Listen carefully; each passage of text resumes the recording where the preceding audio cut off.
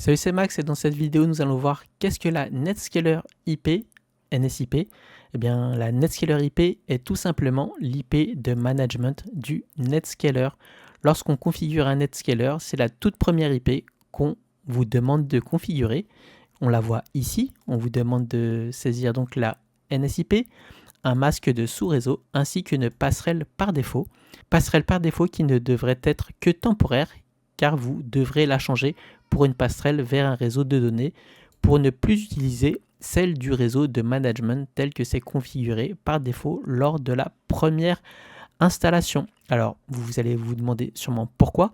Tout simplement pour éviter que des données de production ne transitent par le réseau de management via la NSIP. Les données de production sont par exemple les données qui vont vers vos VDI ou serveurs XenApp, en gros vos VDA. Donc on évite de faire transiter les flux de données par le réseau de management, surtout que les Netscaler physiques, MPX, l'interface de management n'est pas taillée physiquement pour faire transiter un débit élevé de données. Donc ici on voit le management port qui n'est pas identique à ceux qu'on voit ici. Il est beaucoup moins puissant, donc il n'est pas fait pour faire transiter beaucoup de données. Donc c'est pour ça qu'il n'est pas fait pour faire transiter les données de production. Mais bon, on va peut-être un peu trop loin et on va rester simple en ce qui concerne la NSIP.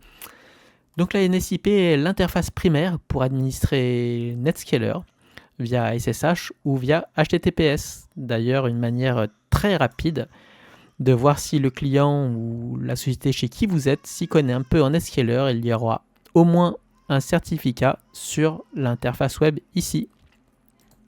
Si vous ne voyez pas de certificat ou qu'il s'y connecte via une IP, vous savez tout de suite que les best practices ne sont pas respectées, sachant que celle-ci est plutôt simple à mettre en place.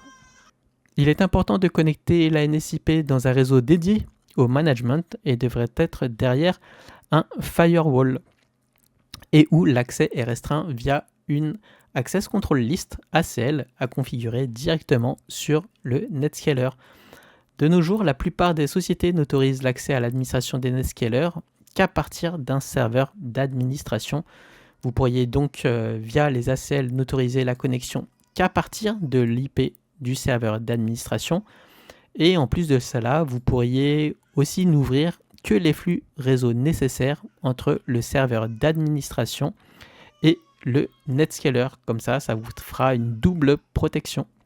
La NSIP est également utilisée pour envoyer des requêtes LDAP, Radius, DNS, NTP ou encore syslog. Pour tester la bonne santé des serveurs backend LDAP, par exemple, Netscaler peut utiliser des scripts Perl via des moniteurs qui utilisent justement la NSIP. Ces scripts Perl sont stockés sur le Netscaler bien sûr, mais on pourra les utiliser via une interface graphique. La NSIP est également utilisée pour la synchronisation lorsqu'elle est configurée en haute disponibilité. Donc normalement c'est toujours le cas en clientèle.